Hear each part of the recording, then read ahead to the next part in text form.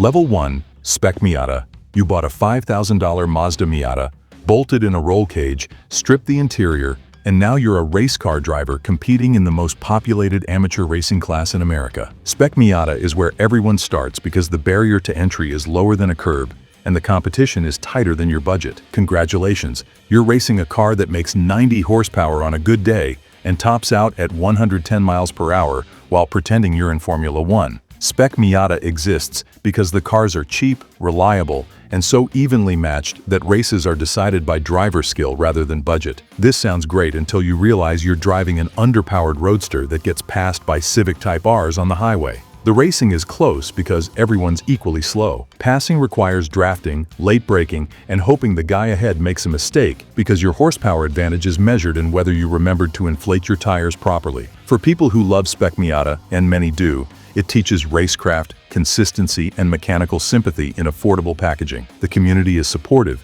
the racing is genuine, and the entry cost is reasonable. But let's be honest about what you're driving. The slowest race cars that still count as race cars, the automotive equivalent of rec league softball. This is level 1 because it's where racing begins, not where it peaks. You're racing, but you're racing cars that lose to minivans and stoplight drag races. Level 2. Spec E30 BMW. You stepped up from Miatas to racing 1980s BMWs, which sounds like progress until you remember these cars are 40 years old, and the Spec class means you can't modify anything to make them less ancient. Spec E30 uses the BMW E30 chassis with the M20 inline-6 making around 170 horsepower after mandatory intake restrictions. You're racing a car that was considered quick in 1988, and is now outpaced by modern family sedans. The E30 platform is genuinely good. Balanced chassis, hydraulic steering, rear-wheel drive dynamics that reward skill. The problem is, the rules keep you locked in 1980s technology. Carburetor required, stock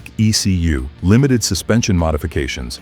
You're preserving automotive history while pretending it's competitive racing. The result is tight competition among cars that are all equally outdated, which makes for good racing but questionable speed. Spec E30 represents amateur racing's commitment to affordability over performance. Used E30s are still cheap, parts are available, and the racing teaches car control in rear-drive cars without modern electronic assists. But you're still racing a car from the Reagan administration that makes less power than a base-model Honda Accord. This is level 2 because you've graduated from Miatas to slightly faster BMWs, which is progress measured in decades of automotive evolution you're deliberately ignoring. Level 3. GT4 cars. Finally, purpose-built race cars from manufacturers. GT4 represents the entry point into professional customer racing. Cars like the Porsche 718 came in GT4 Club Sport, BMW M4 GT4, and McLaren 570S GT4. These are race cars first, street cars never, built by manufacturers specifically for racing. They make 350 to 450 horsepower,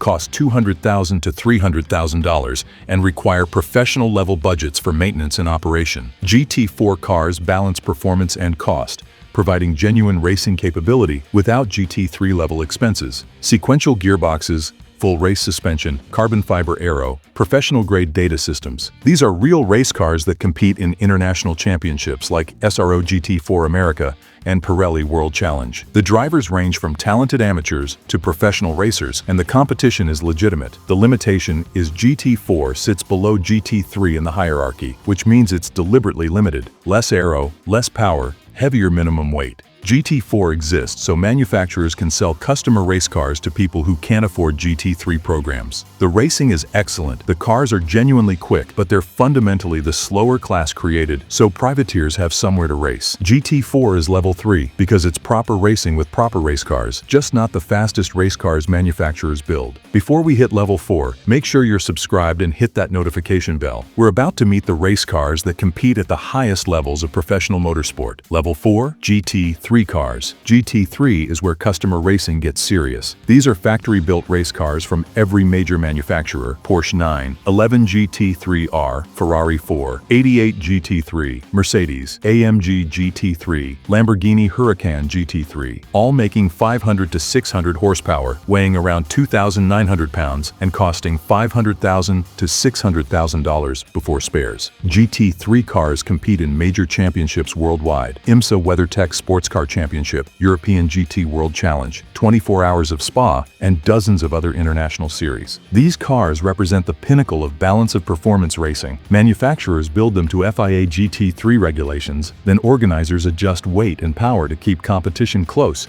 regardless of which badge is on the hood. The result is grids with 10 different manufacturers, all capable of winning, where driver skill and team strategy matter more than which car you bought. The racing is intense, professional, and globally recognized. GT3 requires professional-level commitment. Season budgets run $500,000 to $2 million, depending on series and team. You need mechanics, engineers, data analysts, and professional drivers unless you're exceptionally talented. But GT3 offers something unique, legitimate international racing that doesn't require factory backing. Rich privateers can buy a GT3 car, hire a professional co-driver, and compete at Le Mans or Daytona against factory-supported efforts. GT3 is level 4 because it's the highest level of professional racing you can buy your way into with enough money and talent. Level 5.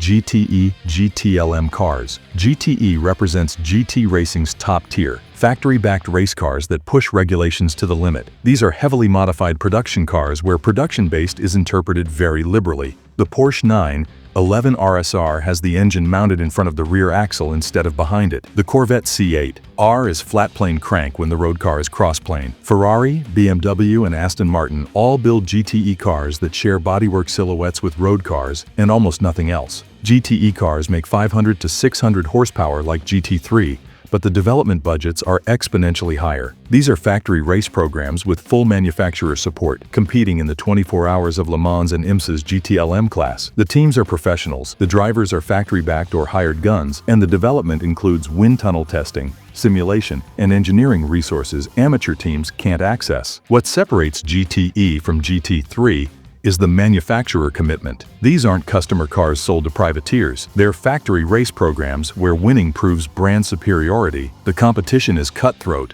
the budgets are 8 figures annually, and the racing is some of the closest and most professional in motorsport. GTE is level 5 because it's the top of GT racing before you cross into prototype territory, where the cars stop pretending to be based on production vehicles and become pure race machines. Level 6, LMP2. LMP2 is prototype racing's semi-professional class, purpose-built race cars with no production car ties whatsoever, closed or open cockpit options, carbon fiber monocoques, 600 horsepower from Spec Gibson V8 engines, and speeds exceeding 200 miles per hour on long straights. LMP2 cars compete at Le Mans, IMSA, European Le Mans Series, and Asian Le Mans Series, providing the fastest cars that privateers can race without factory backing. The genius of LMP2 is the Spec engine and controlled costs. Everyone runs the same Gibson engine, same Michelin tires, and chassis from approved constructors like Oreca, Ligier, or Dallara. This keeps costs manageable, relatively, while ensuring close competition. A full LMP2 program costs $3 to $8 million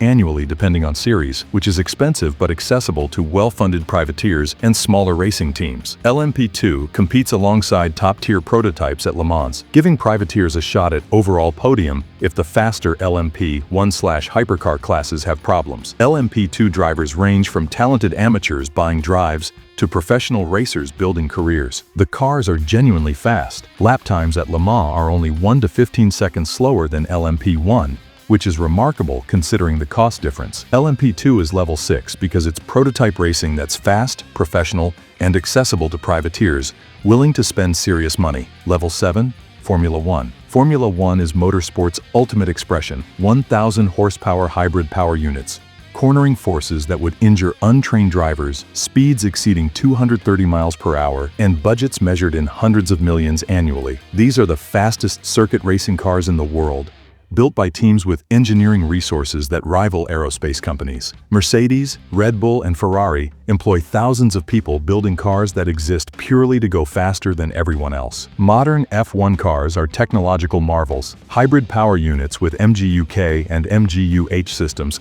harvesting energy from braking and exhaust heat, active aerodynamics that adjust wing angles through corners, telemetry systems sending gigabytes of data to engineers analyzing every input. The cars weigh 798 kilograms without driver and fuel, generate more downforce than they weigh at high speed, and brake so hard that drivers experience 5 to 6 Gs of deceleration. The commitment required to drive F1 is inhuman. Drivers train like Olympic athletes because the physical demands are extraordinary. Neck muscles strong enough to support a helmet under 5G cornering forces. Cardiovascular fitness to maintain heart rates of 170 plus for 2 hours. Mental processing to handle split-second decisions at speeds where mistakes equal crashes. F1 drivers are the highest paid athletes in motorsport because they're operating machines at the absolute edge of what's physically possible. F1 is level 7 because nothing else approaches it. Not LMP1 hypercars, not Indy cars, not anything. F1 represents the pinnacle of money, technology, driver talent, and engineering commitment. Teams spend $400 to $500 million annually to go racing. Drivers earn $50 million plus per year at the top level. Every component is optimized to the point where 0.1 seconds per lap determines championships. This is racing as high art, where human and machine are pushed to absolute limits. This is motorsport royalty. This is the GOAT. So which level race car would you actually have the skill to drive? And which one would absolutely kill you in the first corner? Comment below, leave a like, subscribe, and turn on that notification bell for more automotive rankings that prove some machines exist on a completely different level.